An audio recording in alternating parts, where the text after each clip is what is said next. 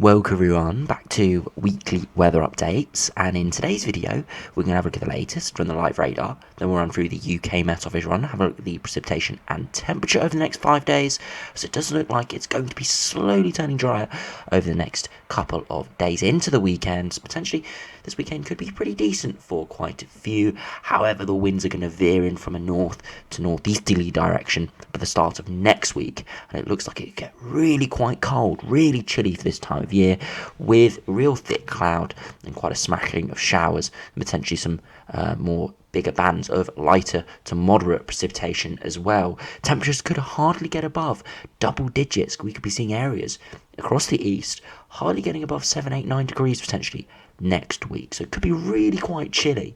We'll then have a look at the longer range from the GFS, ECMWF and the Ensembles, as it does look like this high pressure with a general northeasterly to easterly flow is going to continue, but there's a few hints perhaps that we could see a bit more of a southerly injection of air, just depending on the orientation of the high pressure, and that could turn things warmer again.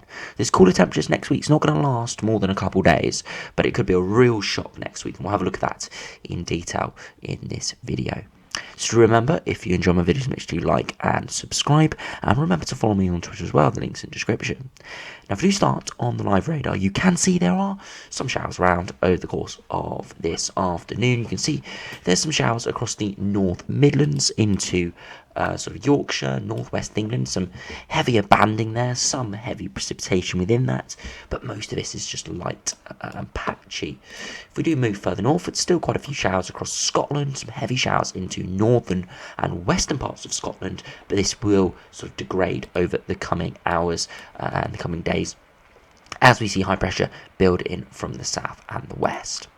Now, if we do have a look at the temperatures, you can see the best temperatures are in the south, southwest and the east. Some parts of Ireland, southeastern parts of Ireland are decent. Northeast England looks decent, and across the East Anglia into the London area, through the Midlands, central southern England and down into the southwest. It looks really quite nice, with some oranges appearing, so temperatures getting into the mid to high teens. But those temperatures are going to be dropping after this weekend, as we will see on the UKMO Operational Run. So if we do have a look at the UKMO Operational Run, of course, we'll have a look at the precipitation first, and then we'll run through the temperatures. So you see this afternoon those showers across the North Midlands and Yorkshire into northwest England fading away, and those showers across Scotland fading as well. Eventually, of course, but they will continue, potentially turning more lighter and more sort of confined areas by Friday. And by Friday afternoon, we could be seeing a few showers across Scotland, but most areas quite dry and sunny. Into Saturday, it looks like it's going to be quite a dry day. Hardly any showers for most places, some cloud further north to westwards, and some cumulus clouds building up through the spine of the country, but again, nothing too crazy. However, through Sunday, you can start to see those winds veering in from a northeasterly, and you can start to see the first showers arriving in off the North Sea, thicker cloud, and it will be starting to turn much chillier and colder along that North Sea coast. But by Monday, we see more widespread, light to moderate precipitation moving in, really cold under that, under this big blanket of precipitation and cloud, really cold indeed, and that continues into Tuesday. If we do have a look at those upper air temperatures, you can see we've got these oranges that are going to be slowly pushed away over the course of the weekend, but it's as soon as that precipitation and thicker cloud arrives in the northeast through Sunday afternoon, it goes really, really cold indeed, and you can see well below freezing at 850 HP, and those temperatures are going to filter down to the surface. If we do have a look at those max temperatures, you can see this afternoon, widely temperatures getting up to the mid to high teens, quite widely 16 to 18 degrees, some spots getting up towards 19, 20 or even 21 degrees. That will continue into tomorrow, where we'll once again see some temperatures getting into the high teens, low 20s, especially in the south, and into Saturday we could once again see some decent temperatures, 18 to 20 degrees, maybe locally a tiny bit warmer than that. But by Sunday afternoon, you can see those temperatures are dropping. 16 to 19 degrees potentially in the far southwest and parts of southern Ireland, and that is because we're still hanging on to some milder air, a bit of sunshine. But across northern Scotland, 5 to 7 degrees, and along the east coast of England, struggling at around 10 to 12 degrees, maybe inland 14, 15. But as I said, we get to Monday afternoon, really cold. Yes, the far south of Ireland could remain 15 to 17 degrees. Far southwest of England could see 13, 14 degrees.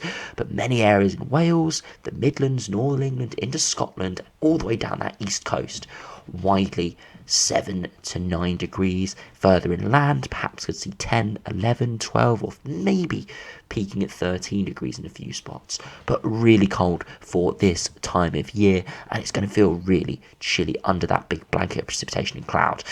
If you don't see that cloud and precipitation, if it does sort of break apart a little bit, the temperatures will get up to 12, 13 degrees. But if it does hold together and we see that real thick blanket of miserable conditions, that's where we're going to see these 7, 8 degree highs. Really, really quite miserable. Sort of high temperatures we'd be expecting in sort of March time, let alone into the end of May and start of June. Now, if we do have a look at the GFS, see whether we're going to see this cooler weather continue. Now, you can see westerly winds at the moment, high pressure building in towards the weekend, and those winds veering from a northeasterly.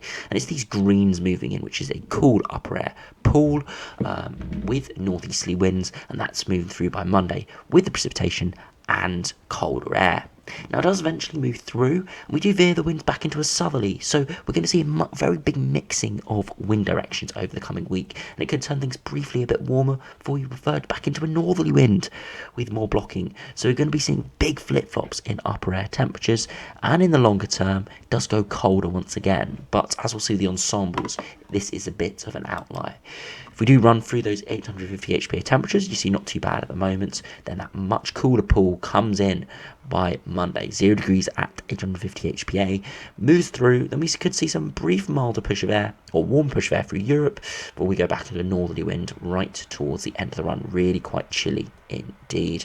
And if we do run it back and have a look at the temperature deviation, you can see well below average, 4 to 6 degrees below average, really quite chilly, and that continues all the way to the end of the run, seeing another push of very cold air. And of course, we can have a look at the potential equivalent temperature, which gives us the sort of air masses, and you can see blues moving in over the coming days, really quite chilly. And what we want to be seeing is in those greens, yellows and oranges, which is much warmer air masses, and that all stays to our south, really, really chilly towards the end of this run. Really quite cold from this GFS run today. Yes, it is flip-flopping between milder and cooler temperatures, but overall, it still does look pretty chilly indeed. Now, if we do have a look at the GM run, see how this does compare. Now, you can see westerly winds at the moment, high pressure building in, that northeasterly wind coming in with the cooler upper air conditions. We stay with a sort of slack northeasterly, and we see little low pressure systems, cut-off lows developing. And again, if we have a look at the upper air temperatures, cooler air within it, but we could start to tap into some much warmer air just to our southeast, very much on a knife edge between the colder and milder air. And again, you have a look at those upper air temperatures, very chilly for early next week, but warmer air masses will be pushing in by sort of Thursday time. Just how warm they are and how sort of how much they sort of hold on is going to be the big uncertainty. Now, if we have a look at the ECMWF, see how that does compare. Again, westerly winds at the moment. See northeasterly winds veering, very cold upper air temperatures, and we stay under those pools of colder air before eventually high pressure builds back in. And it does build back in with some warmer southeasterly winds. And over the top of the UK, it actually means we go warm towards day 10. Looking at those upper air temperatures, you can see the 15 degree isotherm is just to our south, get the 10 degree isotherm in, so it's pretty warm. You look at the temperature deviation, real warm hot air just to our south, but that cold air is never too far away. So we're going to be on the knife edge over the next next week or two really. Could be seeing some very cold weather, especially next week. Could turn warmer, but also could remain below average as well. Now, this is well emphasised by having a look at the ensembles. Now, you can see turning very cold over the next couple days. For this time of year, very cold. Nothing on a wintry scale. By any means, that would be down to a -5, -10 degrees at 850 HPA. But we're a good 5 to 7 degrees below average. Now, for the first few days of June, it does rise again towards maybe slightly above average, but there's plenty of ensemble members below. Quite a few, of course, above. And you can see the operational run there is very cold once again. So the sort of the pattern in the longer term is generally around average, but there is a lot of up and down. Could be oscillating well above and below average at times. And you can see precipitation signal is not crazy high, no massive big low pressure systems with weather fronts moving in, but definitely some showers and some miserable days to come, especially next week.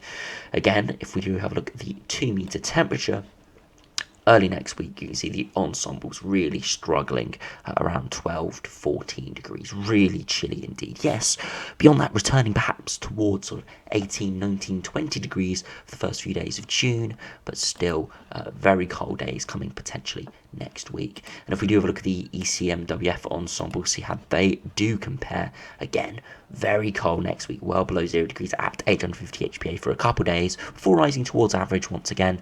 Increased precipitation signal with those little cut-off lows, but with warming air mass, and we stay around average for the foreseeable future. But precipitation signal is increasing. So yes, high pressure is going to be at play, but it does look like we could be seeing little cut-off lows developing, which could provide more precipitation. And if we do see warm air engaging in it, we could see return to more thunderstorms, potentially. But for the time being, over the next 5 days, as I said, and we have again a look at the 2-meter temperature, it's looking very cold next week.